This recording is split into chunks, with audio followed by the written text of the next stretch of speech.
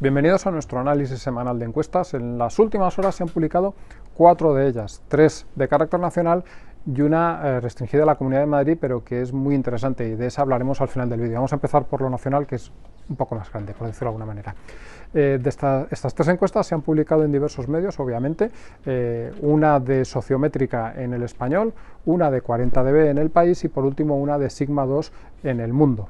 Los resultados son distintos, pero hay bastantes cosas que coinciden y que es interesante analizar. Por ejemplo, tanto la de Sociométrica como la de Sigma 2 colocan la suma de PP y Vox alrededor de los 180 escaños, un pelín por encima de los 180 escaños. La de 40dB para El País, ya sabéis, las encuestas que publica el periódico de Prisa siempre dan más alto al PSOE y más bajo al PP, así que no dan un resultado tan bueno.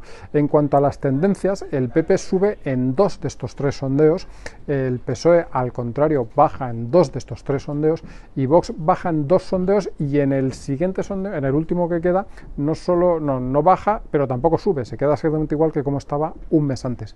Esto nos dibuja un panorama en el que más o menos podemos decir, dibujando a brocha gorda, que el PP sigue en buena forma, sigue subiendo, sigue ganando mes tras mes en prácticamente todos los sondeos que se publican.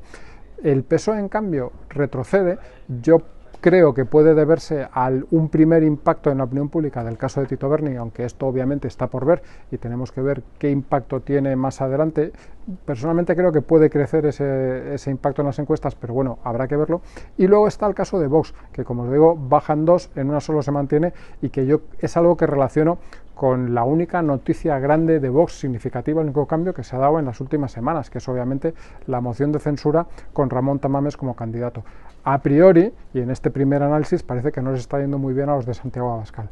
Pasamos al último de estos sondeos, el de la Comunidad de Madrid, como os decía, y aquí hay bastantes datos interesantes. El primero, Isabel Díaz Ayuso podría estar a solo un escaño de la mayoría absoluta, podría llegar a los 67 y la mayoría absoluta se queda en esta situación en 68, en estas elecciones que la Asamblea de Madrid tendrá un escaño menos.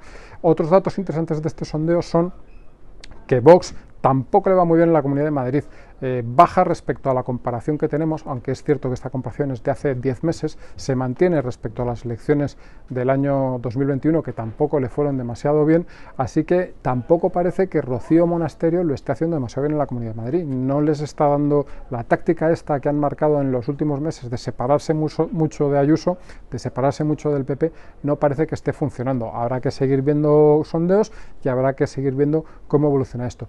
Pero el dato que más me interesa de este sondeo es el dato de Unidas Podemos. Preguntaréis ¿por qué? Bueno, pues porque Unidas Podemos está en este sondeo solo en el 6%. De hecho, todos los sondeos le dan alrededor entre el 5 y el 6% más o menos, e incluso alguno le ha dado por debajo del 5%. Este límite es muy importante porque a partir del 5% es a partir de cuando los partidos logran representación. Es decir, si tú sacas un 4,99% del voto, te quedas a 0, no obtienes ningún diputado, y si sacas un 5 ya entras en la Asamblea de Madrid y lo haces con 5 o 6 diputados, dependiendo. Mi apuesta personal, e insisto que esto es una apuesta personal, es que hay muchas posibilidades de que Unidas Podemos no logre llegar a ese 5%. ¿Por qué lo digo? Bueno, pues lo primero, porque en todas las elecciones Podemos está teniendo un resultado en las urnas peor que el que le dan las encuestas. Lo hemos visto en Galicia, lo hemos visto en Castilla y León, lo hemos visto en Andalucía, no consiguen estar a la altura de esas expectativas. Y la segunda razón es que si en mayo de 2021, con todo un Pablo Iglesias de candidato, Unidas Podemos se quedó en el 7,2%, a mí no me sorprendería nada que en mayo de 2023, con Alejandra Jacinto de candidato, que con todo el respeto pues no la conoce nadie, estuviese por debajo de ese límite. Por supuesto, si Podemos se queda debajo de ese límite, se queda sin representación, esos diputados se repartirán entre todos los demás partidos y el que más se llevará será sin duda alguna el PP, que es el mayoritario con mucho. Así que si Podemos se queda fuera, podemos tener por garantizada esa mayoría absoluta de Isabel Díaz Ayuso.